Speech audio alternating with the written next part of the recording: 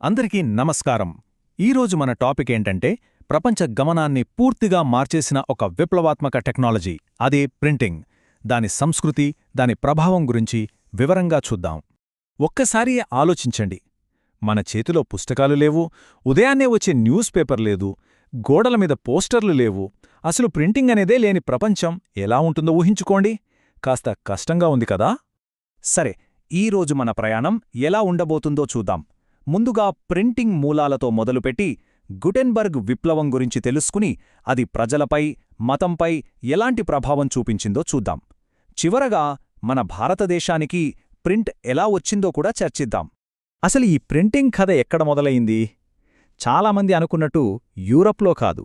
ఈ కథకి ఆరంభం పడింది తూర్పు ఆసియాలో. అప్పట్లో వాడిన మొట్టమొదటి ప్రింట్ టెక్నాలజీ ఏంటంటే వుడ్ బ్లాక్ ప్రింటింగ్.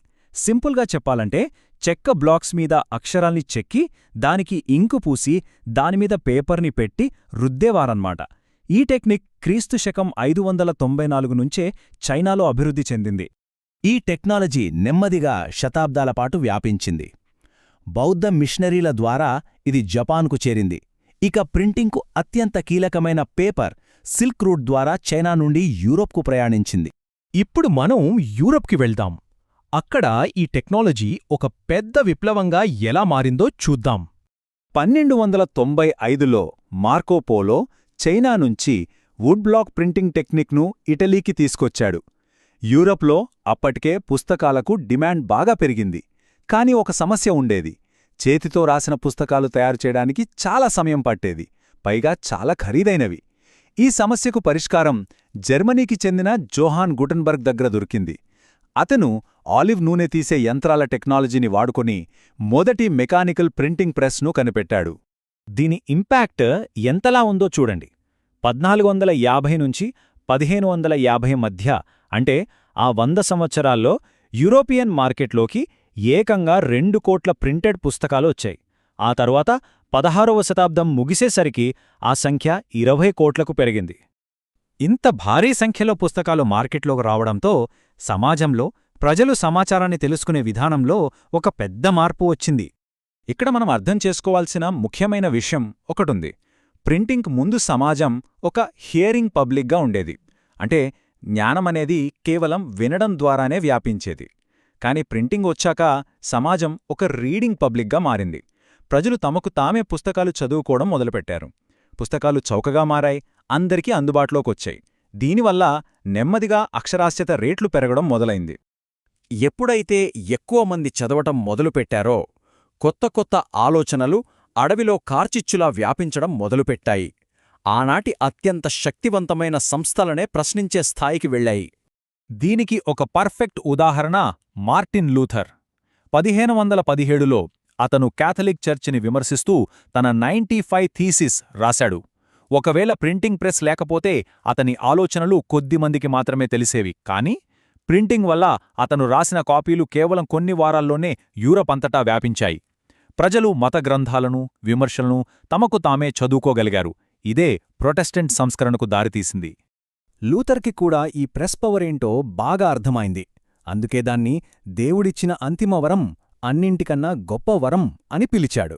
కాని అందరూ దీని గురించి పాజిటివ్గా లేరు. ఎరాస్మస్ లాంటి కొంతమంది పండితులు ఈ ప్రింటింగ్ వల్ల పనికి మాలిన పుస్తకాలు, తప్పుడు సమాచారం ఎక్కువగా వ్యాపిస్తుందని, దానివల్ల మంచి పుస్తకాల విలువ పడిపోతుందని భయపడ్డారు. ఈ భయంతోనే క్యాథలిక్ చర్చ్ కొన్ని కఠినమైన చర్యలు తీసుకుంది. కొత్త ఆలోచనలను అణచివేయడానికి ఇంక్విజిషన్ అనే విచారణా వ్యవస్థను మొదలుపెట్టింది. 1558 నుంచైతే ఏ పుస్తకాలు చదవకూడదో ఒక లిస్టు తయారు చేసి ఇండెక్స్ ఆఫ్ ప్రొహిబిటెడ్ బుక్స్ పేరుతో దాన్ని మెయింటైన్ చేయడం కూడా మొదలుపెట్టింది. ఇక మతం పక్కన పెడితే ప్రింటింగ్ పాలిటిక్స్లో కూడా ఒక పవర్ఫుల్ టూల్గా మారింది. ముఖ్యంగా పబ్లిక్ ఒపీనియన్ను, అంటే ప్రజల అభిప్రాయాలను మార్చడంలో కీలక పాత్ర పోషించింది. చాలామంది హిస్టోరియన్స్ ఏమంటారంటే ఫ్రెంచ్ రెవల్యూషన్కి కావలసిన పరిస్థితుల్ని ఈ ప్రింటే క్రియేట్ చేసిందని. వోల్టేర్, రూసో లాంటి మేధావుల ఆలోచనలు సామాన్య ప్రజలకు చేరాయి. అధికారం, సంప్రదాయాల గురించి చర్చించే కొత్త కల్చర్ మొదలైంది. రాజుల్ని, రాచరికాన్ని ఎగతాళి చేసే కార్టూన్లు, సాహిత్యం విపరీతంగా సర్క్యులేట్ అయ్యి పాత వ్యవస్థ పునాదులనే కదిలించాయి. ఈ ఫీలింగ్ని ఆ టైంలో ఒక ఫ్రెంచ్ నవలా రచయిత లూయిస్ సెబాస్టియన్ మెర్సియర్ చాలా బాగా చెప్పారు. ముద్రణ యంత్రం పురోగతికి అత్యంత శక్తివంతమైన ఇంజిన్. అందువల్ల ఓ ప్రపంచ నిరంకుశులారా వణకండి అని హెచ్చరించాడు. సరే, ఇదంతా యూరప్ కథ. మరి మన భారతదేశానికి ప్రింట్ ఎలా వచ్చింది? ఇక్కడ దాని ప్రభావం ఎలా ఉంది? ఇప్పుడు చూద్దాం. ఇండియాలోకి ఫస్ట్ ప్రింటింగ్ ప్రెస్ వచ్చింది 16వ శతాబ్దం మధ్యలో. దీని పోర్చుగీస్ మిషనరీలు గోవాకి తీసుకొచ్చారు. కానీ కొద్దికాలంలోనే ఇది రాజా రామ్మోహన్ రాయ్ లాంటి సంస్కర్తలకు సామాజిక సమస్యలపై చర్చించడానికి ఒక బలమైన ఆయుధంగా మారింది. దీంతో రకరకాల పబ్లిక్ డిబేట్స్ మొదలయ్యాయి. ఒకవైపు రామ్మోహన్ రాయ్ తన సంవాద్ కౌముదీ ద్వారా సంస్కరణల గురించి వాదిస్తే, మరోవైపు హిందూ సంప్రదాయవాదులు సమాచార్ చంద్రికతో ఆయన వాదనల్ని వ్యతిరేకించారు. అదే సమయంలో ఉలేమాలు కూడా కరపత్రాల ద్వారా వలసవాదానికి వ్యతిరేకంగా తమ వాదనలు వినిపించారు.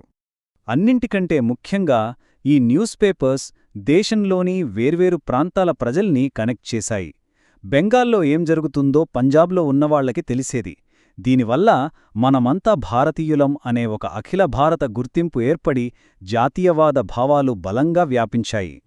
సహజంగానే బ్రిటిష్ వాళ్లకి ఇందులో ఉన్న ప్రమాదం అర్థమైంది. పెరుగుతున్న ఈ జాతీయవాదాన్ని అణచివేయడానికి 1878లో వెర్నాక్యులర్ ప్రెస్ యాక్ట్ను తీసుకొచ్చారు. దీని ద్వారా భారతీయ భాషల్లో వచ్చే పత్రికలపై కఠినమైన సెన్సార్షిప్ పెట్టారు. అయినా కూడా జాతీయవాద పత్రికల పెరుగుదల ఆగలేదు. సో చూశారుగా, ఒక టెక్నాలజీ అంటే ప్రింటింగ్ మన ఆధునిక ప్రపంచాన్ని, సమాచారాన్ని, చర్చల్ని ఎలా సృష్టించిందో. ఇప్పుడు మనం ఆలోచించాల్సిన ప్రశ్న ఒక్కటే: రేపటి ప్రపంచాన్ని నిర్మించబోయే ఆ తరువాతి టెక్నాలజీ ఏది?